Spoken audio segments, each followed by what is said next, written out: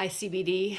This is Mary DeMuth. I'm the author of We Too, How the Church Can Respond Redemptively to the Sexual Abuse Crisis. And I'm humbled and grateful to have this little bit of time with you to talk about my heart about this book and how I believe it's going to change lives. I am very pro-church. I love the church. The church has been part of my healing journey, which is not something you hear all of the time. Basically because there have been times that the church has been unhelpful and difficult place for sexual abuse victims. So when I think about the impact of this book, I think about the story of the woman who had the issue of blood, and this had caused her such pain and not only just physically and weakness that would happen because of it, but also just it caused her to be cut off from other people. And I can't think of a better analogy for sexual abuse victims. We often feel like we're the only one in the room that has that story, and that we're marked somehow, and that we don't belong. And so We Too is my answer to that, to really empower churches and to empower church leaders to embrace those folks who are having a difficult time. Now, Jesus did that.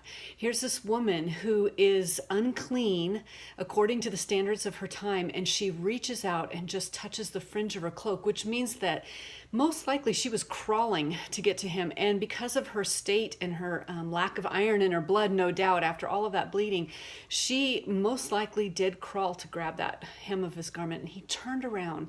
She had had that condition for 12 years. He was on his way to go heal a dead child who was 12 years old, which is an interesting paradox there. And he stopped, he listened, he interacted with her, he asked her questions, and she immediately, when she touched his cloak, she was healed. And I believe that that's a beautiful metaphor for how the church can be, that as sexual abuse victims are weakened and they are outcasted, they can reach forward and find the help that they need, understanding, asking questions, dealing with issues of justice. All of those things is what Jesus did in that moment. He restored her completely.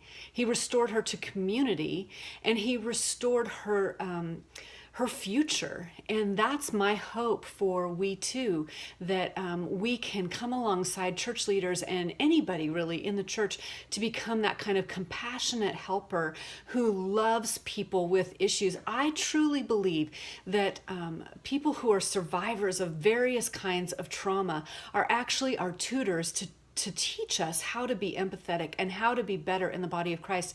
In 1 Corinthians 12, we read about the metaphor of the body, and that the weakest members are the ones that we infuse with the most dignity. They are the ones that we esteem, or that we should esteem. And so often the church has gotten it wrong. We have paraded those folks who are the strong ones, or the best part of the body, so to speak, and we have marginalized and maligned those who are actually our tutors, to bring us to a place of being like Jesus, who was also the good shepherd and the good Samaritan, the one who chased left the 99 and chased the one. This is our example, Jesus Christ. And so I hope that you hear my passion coming out, and how much I love Jesus, how much I love his church, but how I have been broken by all of those people who are representative in that woman with the issue of blood, that we need that compassion. We need a new way through.